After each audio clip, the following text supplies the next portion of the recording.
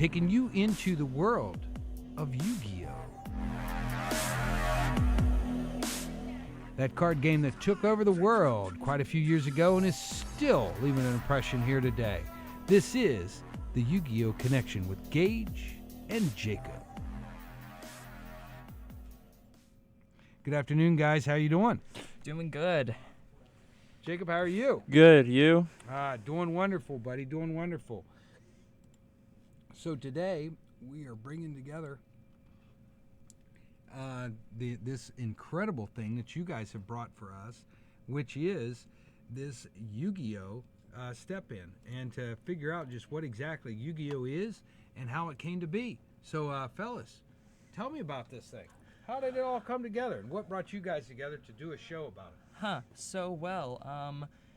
Yu-Gi-Oh! It was a pretty fun game. It had like a lot of TV shows. It had a comic book. It even has its own card game, and it started right after the shows. And Yu-Gi-Oh! Was first created on April 4th, 1998. That's a while. That was a while, Gage. Who was the creator? His name was... Yeah, this sounds like a Japanese name. It says Kazuki Takahashi. That is correct. Man, I wonder where it's from, Gage. It says here it was made in Japan. What is the game exactly? Yu-Gi-Oh! Is a trading card game from Japan that is a collectible card game used for dueling. It is developed and published by a company called Konami. It's a success. It's a success. More than 2 billion player Yu-Gi-Oh! With a strategy release by Konami. Guys, why is Yu-Gi-Oh! The creator? So Yu-Gi-Oh! Is a Japanese manga, which it was serialized in weekly magazines between September 30th, 1996 until March 8th, 2004. The plot follows the story of a boy named Yugi Moto who solves an ancient Millennium puzzle. And for what we saw in the shows, the Millennium puzzle holds a great spirit to help Yugi in his future. He likes to be called the Pharaoh. And his deck is full of powerful monsters indeed. And there are Yu-Gi-Oh! Cards, books, the magazines, mangas like T-shirts, Duel Disc, and Magic the Gathering, or similar like Pokemon, Magic the Gathering, and Pokemon. Now, you people are probably wondering, what is a duel disc? Well, a duel disc is basically used for when you're dueling without a table. It's for that situation. There's like these slots you can put in for your monsters and all that. And yeah, so as soon as okay, so since when Croxel gets here, why don't we talk about a few things about Yu-Gi-Oh! How about like some card types or something? Okay, what about we talk about Exodia, the forbidden one? Oh, How do you get him out in the field? Well, it's quite easy. So there are basically 5 cards of Exodia. 5 parts for his particular body. There's the head, the both left and right arms, and both left and right legs. And if you assemble all 5 in your hand, all you have to do is just remove all the monsters that are on your field and place all 5 of the pieces on the field, and you instantly beat the game. That is an easy way to win. It's just really hard to assemble all the pieces with your deck shuffle. How would you stop your opponent from drawing Exodia? Well, there are some cards. This one card in particular, I heard it was banned, but it's called Card Destruction. It was a card Yugi used. He defeated Exodia with that. And there was also a few other cards that allowed your opponent to like discard cards from his hand. So yeah, those cards are ways to beat it. How strong are the 3 Egyptian god cards? Oh yeah, they're really powerful. And did you know that there were 4 Egyptian gods? I didn't know that, Gage. Can you explain? Yes, so basically, here's how you can summon the 4th one. You already know the 3 Egyptian gods, Obelisk the Tormentor, Slifer the Sky Dragon, and the Winged Dragon of Ra. If you have all 3 of these on the field and the 4th Egyptian god, You get to sacrifice all 3 of the Egyptian gods to summon it. It is known as Kuriboh, the god or the creator of light. And when you summon him, you instantly win the duel, kind of like Exodia. She's like Exodia, but better. Did you know there's another way you could win the duel by Exodia? By Exodia Mentros? Oh, yeah, I kind of heard of Exodia Necros. There was some about sacrificing him. And You then send all 5 pieces from the Exodia ones to the graveyard, and you add them to your deck, and then you automatically win the duel. Huh. Now that's an easy way to win. Yeah. What do you think of Dark Magician Girl? Oh, Dark Magician Girl. For what people say she is, she's cute yet popular to some people. Yeah, she's also the student of Dark Magician. And if you don't know Dark Magician is a friend of Dark Magician Girl, also known as a teacher of hers. So, Let me think. yeah. What about the Blue Eyes White Dragon? Oh yeah, Blue Eyes White Dragon. He was first introduced on season 0. I think it was a Japanese show. I guess it's only released in Japan. And basically, it was released on the final episode of season 0. It was Yugi against a specific and very tough-looking millionaire called Seto Kaiba. He basically was known to be the king of games, and as he dueled Yugi, he managed to have 3 Blue Eyes White Dragons, and 3 of them on the field. That's enough to game a person. What about Merrick, Ishtar?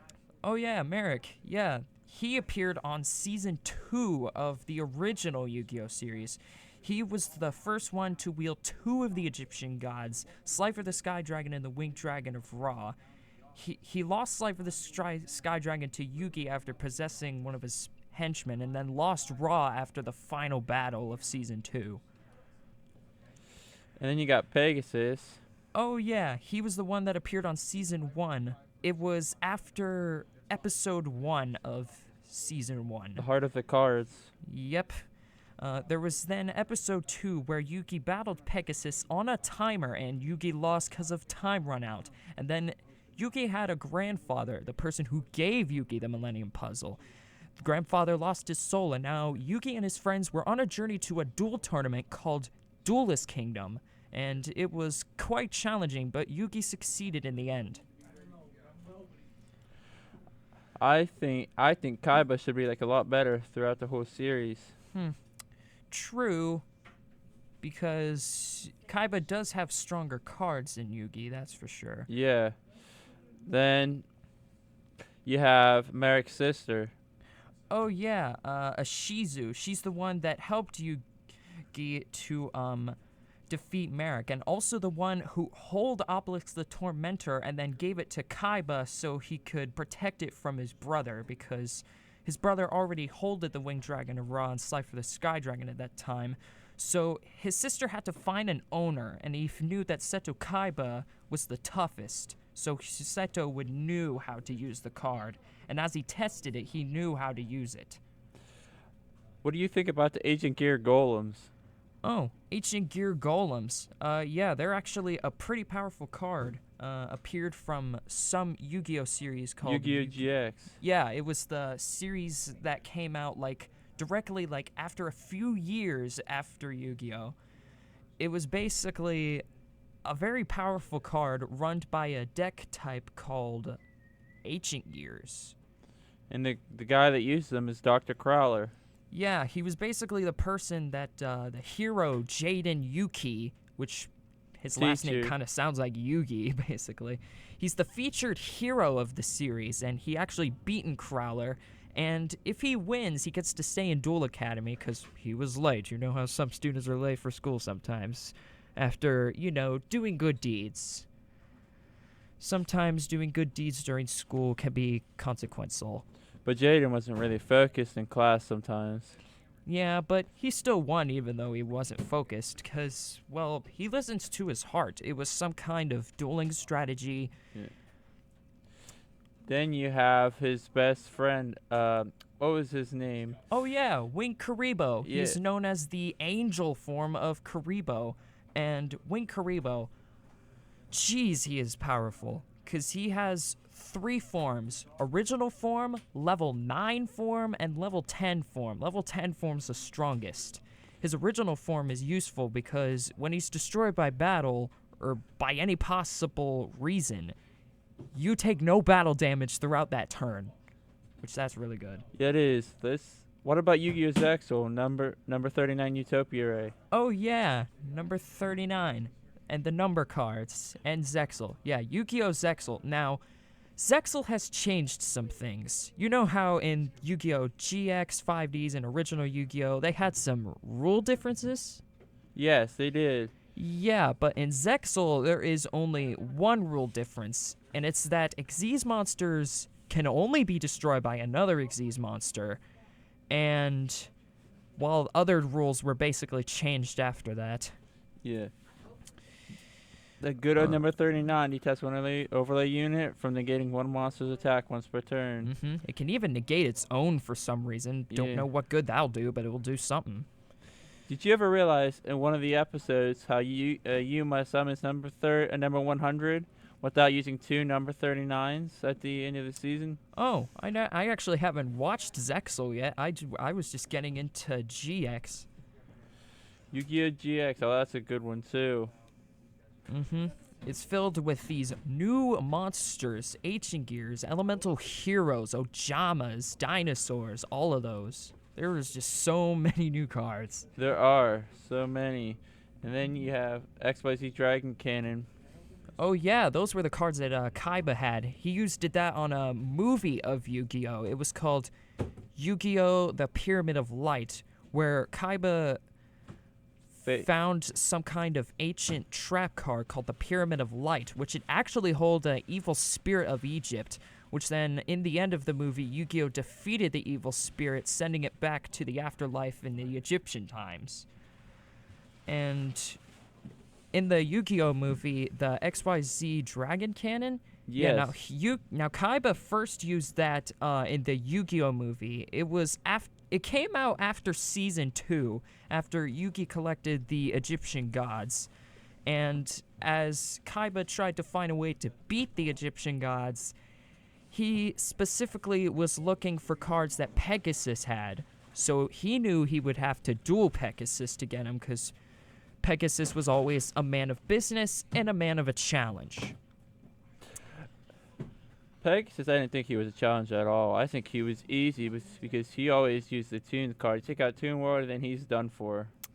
Yeah, because as long as Toon World is on the field, Toon monsters are on the field. But if Toon World's destroyed, then the Toon monsters are gone. Yeah. That's kind of how it worked. And that's how Yugi defeated Pegasus on Season 1. He used an old spell card called the Spell Shattering Arrow. He uses it to, discard a card and destroy one spell card that is face up on the field. And that was Toon World. And it was quite easy for him to beat him. But then everything kind of went all loop-de-loop, shadow game, and all that. Speaking of which, why don't we explain what the shadow game is? Yeah, sure. So what is a shadow game? It is where someone's body gets sent to the when they get shot to the nether realm when they lose a duel. So it's almost like a card called that's actually my favorite card. It was a card in the anime that was pretty evil from Season 4 of Yu-Gi-Oh! Original. It was called the Seal of Orichalcos. It was an evil card, and here's what it does. The moment you activate it, it's invincible to any card effects. Cannot be banished, destroyed, etc. Also, you cannot summon absolutely anything from your extra deck. And all the special summon monsters you currently control, yeah, they're destroyed the moment that card's activated. But on the bright side, all monsters on your field gains 500 attack points. That's a pretty good card. Yeah, as people stated, it's like the best field spell in the game, even though it was evil in the anime. It was. Did you know Yugi used it once? Oh yeah, he like used it, and it was due to a plan of a worker of a villain named Darts. His name was Raphael. He did a deck that actually came out in a pack called Orichalcos series structure pack. It had a type of deck called Guardians, and it relied on activating spells and trap cards to summon Guardians to the field and powering them up with very powerful cards, like increasing attack strength and even protecting them and bringing them back to the field. That's pretty good. Did you know about how number 85 can roll its plus 6 effects? I didn't know that. You also know in the episode when Yugi uses it, Yami tries to stop him from using that card. Yeah. The Pharaoh was kind of going a bit intense, so Yugi tried to stop him, but Pharaoh said that he had no other choice. He knew he was going to lose the duel, because if he lost, then 2 of his worlds would crumble. So he had to use the Orichalcos to win the duel, but he lost. Did you also know that the Swords of Revealing Light is mostly based on swords? Yeah, there was like multiple different sword cards other than Swords of Revealing Light. There were Swords of Concealing Light, Swords of Burning Light, and that's basically it. There's just 3 cards. What do you think about the Pot of Greed story? The Pot of Greed story. I never heard of this story, but it sounded pretty interesting when I first heard it. There's the Blue Eyes and Red Eyes story, the way that they started off. Oh, well, that's cool. I didn't know the cards actually had a backstory. They do. So, Cruxel, what do you think of all this information? All I know is you guys have learned a lot about Yu-Gi-Oh, but to explain this to me, Jacob, what is it that brought you into Yu-Gi-Oh to make you really enjoy it? I mean, you talked a little bit about it, but you didn't talk about like that. What makes you stay involved with it even today? Because you started when you were very young. I started when I was young with my friend Brock that used to live across the street from me, and that's what started when we played together. But since then, we haven't seen each other since. But he's been doing pretty good, and his mom passed away, but I'm pretty sure he's been doing fine. He's going to graduate this year with a happy face on his face. Well, that's great. What about this Yu-Gi-Oh game? What makes you play it even today? What's the one thing that makes you do it? Is it the excitement of it, or is it just the strategy that you have to think so much as you play the game?